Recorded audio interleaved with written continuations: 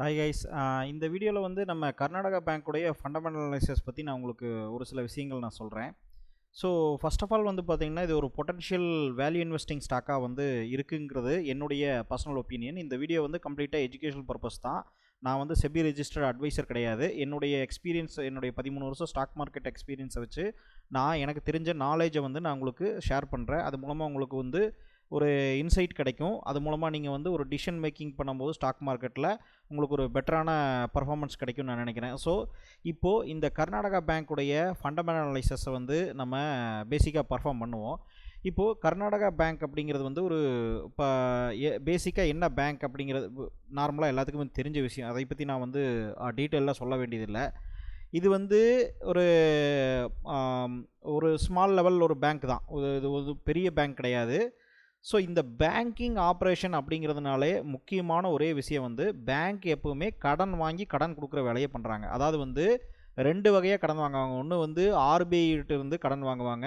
So அந்த interest rate கம்மியாக இருக்கும், அங்கேருந்து கடன் வாங்குவாங்க.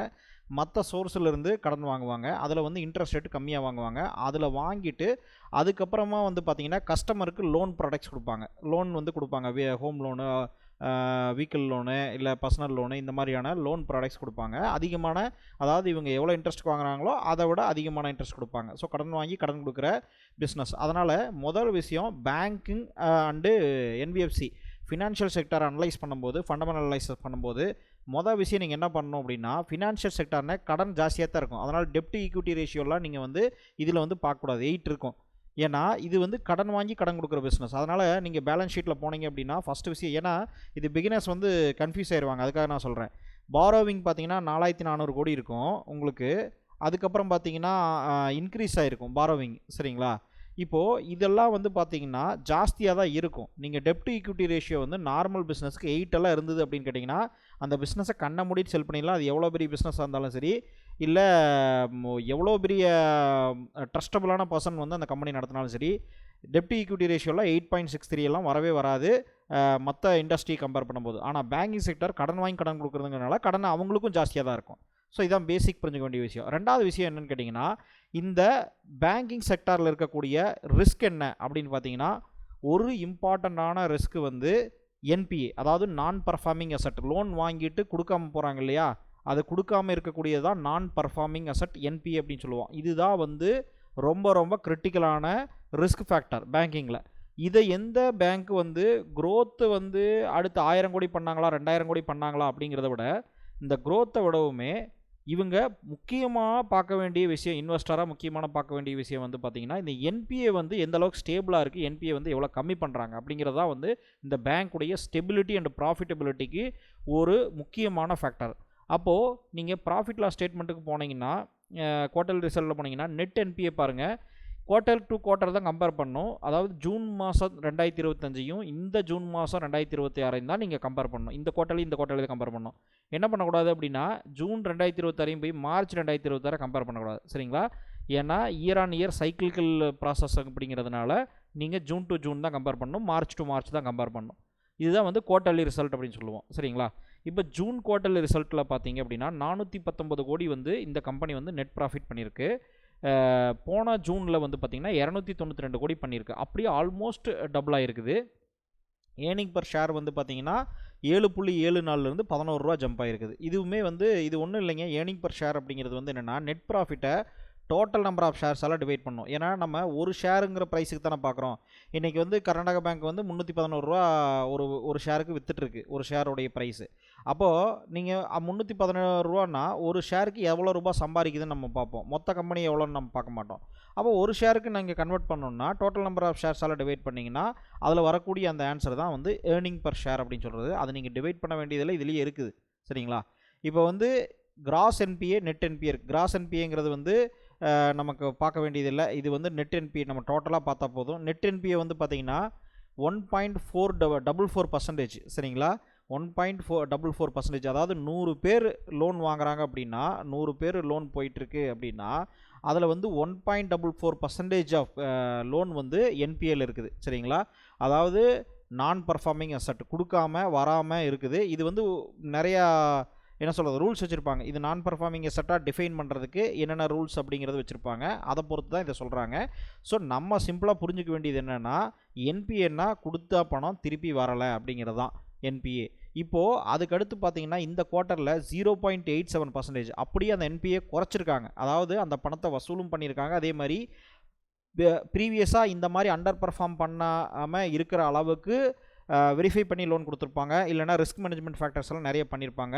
ஸோ அந்த என்பிஏ வந்து குறைச்சிருக்கிறாங்க. சரிங்களா, 0.87% தான் இருக்குது 1.44லேருந்து. இது பார்க்குறக்கு சின்ன நம்பராக தெரியும். ஆனால் இது வந்து 1000 கோடி 2000 கோடியில் உங்களுக்கு குறையும். சரிங்களா, ரொம்ப பெரிய அளவுக்கு இம்பேக்ட் இது. இது வந்து ஒரு நல்ல பாசிட்டிவ் சைன் இந்த கர்நாடகா பேங்க்கில். அதே மாதிரி இந்த பேங்க்குடைய வேல்யூஷன் அப்படின்னு பார்த்தீங்க அப்படின்னா, இந்த கர்நாடகா பேங்க் வந்து பார்த்தீங்கன்னா மற்ற பேங்க்கோட கம்பேர் பண்ணும்போது பிஇ ரேஷியோ வந்து 8 தான் வந்திருக்கு. ஸோ என்பிஏ வந்து டவுன் ஆகிருக்குது. ப்ராஃபிட்டபிலிட்டி ப்ராஃபிட் அதிகமாக பண்ணியிருக்காங்க. ஆனாலும் வேல்யூஷன் பேசிஸில் எல்லாத்தையும் விட ஜென்ரலாக பார்த்தீங்கன்னா பிஇ ரேஷியோ வந்து கம்மியாக தான் இருக்குது. மீடியன் பிஇ, அதாவது ஆவரேஜாக இந்த இண்டஸ்ட்ரியுடைய பேங்க் எல்லாத்தையும் எடுத்துக்கிட்டிங்கன்னா அதோடைய மீடியன் பிஇ வந்து 13.99. அதாவது வந்து 14, நீங்கள் எவ்வளோ சம்பாதிக்கிறீங்களோ அதை விட 14 மடங்கு அமௌண்ட்டில் ப்ரைஸ் வந்து ட்ரேட் ஆகிட்டு இருக்குது. சரிங்களா, ஆனால் இந்த பேங்க் வந்து வெறும் 8 மடங்கில் தான் ட்ரேட் ஆகிட்டு இருக்குது. சரிங்களா, இப்போது ஒரு 10 லட்ச ரூபா இடம் வந்து 10 டைம்ஸ் நீங்கள் போட்டிங்கன்னா 1 கோடி ரூபா வரும். ஆனால் இது வந்து 8 டைம்ஸ் தான் சேல் ஆகிட்டுருக்கு. ஒரு 80 லட்சத்துக்கு தான் சேல் ஆகிட்டுருக்கு. அப்படிங்கும்போது நமக்கு டிஸ்கவுண்ட் தானே. அந்த மாதிரி கம்பேரிட்டிவ்லி ரிலேட்டிவ்ல நம்ம சொல்கிறோம். இது அப்படியே எக்ஸாக்டாக எடுத்துக்க முடியாது. இது நம்ம மற்ற பேங்க்கெலாம் ஏன் ப்ரீமியம் வேல்யூஷனில் ட்ரேட் ஆகுது அப்படிங்கிறதையும் நம்ம பார்க்கணும். அதனால் கம்பேரிட்டிவ்லி பார்த்தீங்கன்னா இது ரிலேட்டிவாக இது இருக்குது, இது ரிலேட்டிவ். ஸோ நம்ம அடுத்து வந்து வேல்யூஷன் பேசிஸில் இந்த கம்பெனியுடைய ஷேர்ஸை வந்து நம்ம பார்த்தோம்னா பேலன்ஸ் ஷீட் இதெல்லாம் பார்த்துங்க. கேஷ் ஃப்ளோ வந்து ஃப்ரீ கேஷ் ஃப்ளோ வந்து பார்த்தீங்கன்னா 49 கோடியிலேருந்து 1012 கோடி ஃப்ரீ கேஷ் ஃப்ளோ ஜம்ப் ஆயிருக்கு. இது ஒரு நல்ல சைனு. ஃப்ரீ கேஷ் ஃப்ளோனா என்னென்னா, நீங்கள் மாதம் உள்ளே வர்ற அமௌண்ட்டுக்கும் மாதம் வெளியே போகிற அமௌண்ட்டுக்கும் இருக்கக்கூடிய வித்தியாசம். அதாவது ஒரு கம்பெனி நீங்கள் ரன் பண்ணுறீங்க, அந்த கம்பெனியில் வந்து பார்த்தீங்கன்னா ஒரு சேல்ஸ் பண்ணுறீங்க, ஒரு கடை வச்சுருக்கீங்கன்னு வச்சுங்களேன். ஒரு டீ கடை வச்சுருக்கீங்க, டீ கடையை சேல் பண்ணுறீங்க. போண்டா, பஜ்ஜி, டீ இதெல்லாம் சேல் பண்ணுறீங்கன்னு வச்சுக்கோங்களேன். இது மூலமாக உங்களுக்கு வருமானம் வரும். காசு வந்து டெய்லியும் அக்கௌண்ட்டில் வந்துட்டு இருக்கும். கல்லாப்பட்டியில் காசு இருக்கும். இப்போது இன்னொரு அமௌண்ட்டும் உள்ளே வரும். நீங்கள் கடன் வாங்கினீங்கனாலும் அந்த அமௌண்ட் உள்ளே வரும். இல்லை உங்களுக்கு யாராவது கொடுக்க வேண்டிய அமௌண்ட் பெண்டிங் இருந்ததுன்னா அதை வாங்கினீங்கனாலும் உள்ளே வரும். ஸோ இதெல்லாம் உள்ளே வர அமௌண்ட்டு. வெளியே போகிற அமௌண்ட்டுனா எக்ஸ்பென்ஸு, இஎம்ஐ இதெல்லாம் நீங்கள் வெளியே போகிற அமௌண்ட்டு.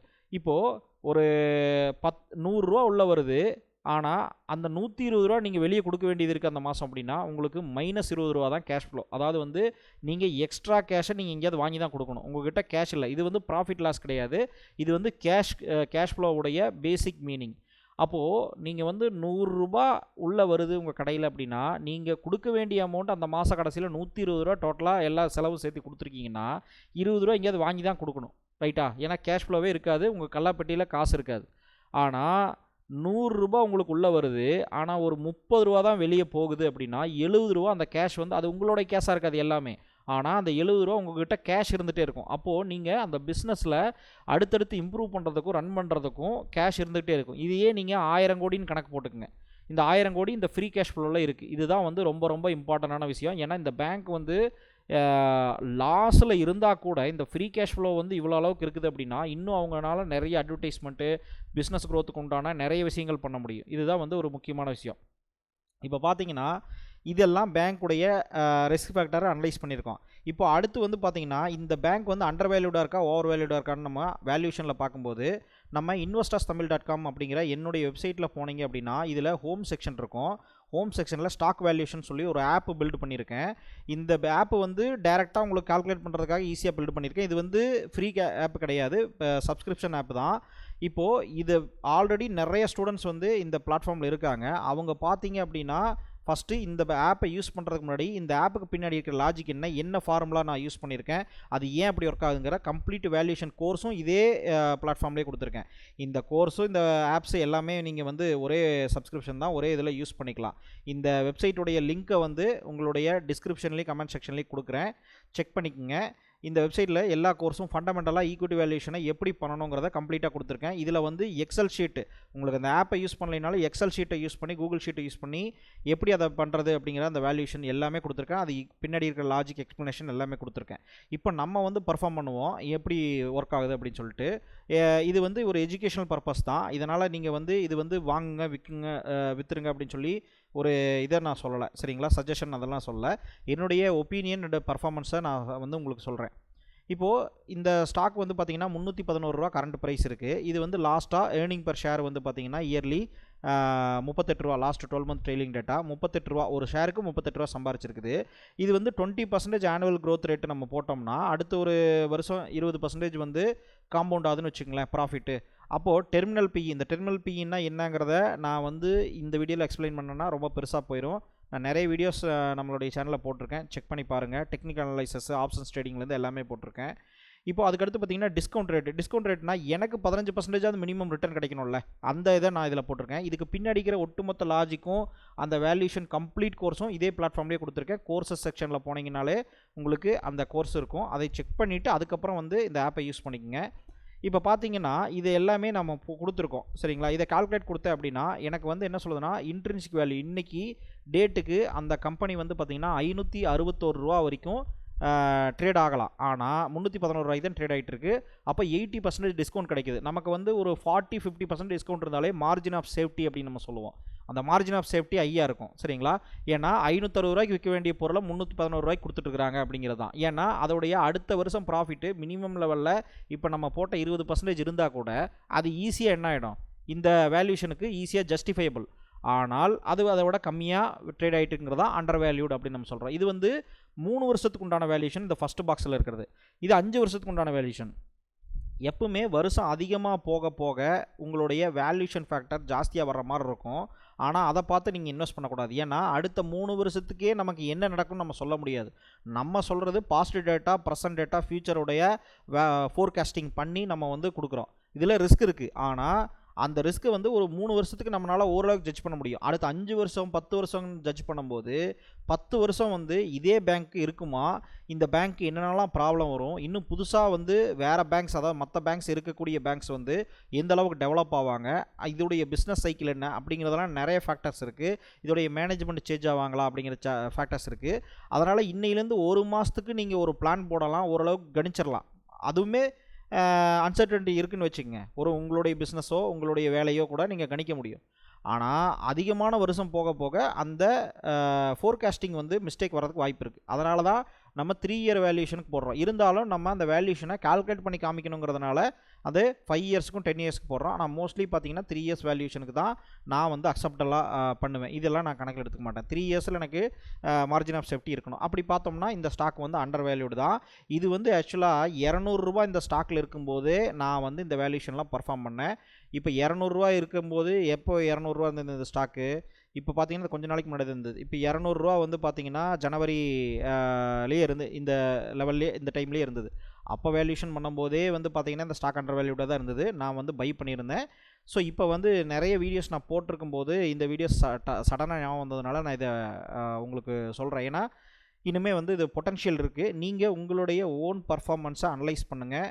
நீங்கள் இந்த ஸ்டாக் எடுத்து அனலைஸ் பண்ணுங்கள். எல்லாத்தையும் கம்ப்ளீட்டாக லேர்ன் பண்ணுங்கள். உங்களுக்கு ஒரு வேளை லேர்ன் பண்ண நினச்சிங்கன்னா என்னுடைய இந்த investorstamil.com அந்த பிளாட்ஃபார்மில் ஸ்ட்ரக்சர்டாக ஆர்கனைஸ்டாக எல்லாமே ஸ்டெப் பை ஸ்டெப்பாக பிகினர்லேருந்து நீங்கள் புரிகிற மாதிரி கொடுத்துருக்கேன். அதில் வந்து இன்வெஸ்டிங் மட்டும் கிடையாது, swing trading, price action, fundamental analysis வரைக்கும் எல்லாமே கொடுத்துருக்கேன். வேணா செக் பண்ணி பாருங்கள்.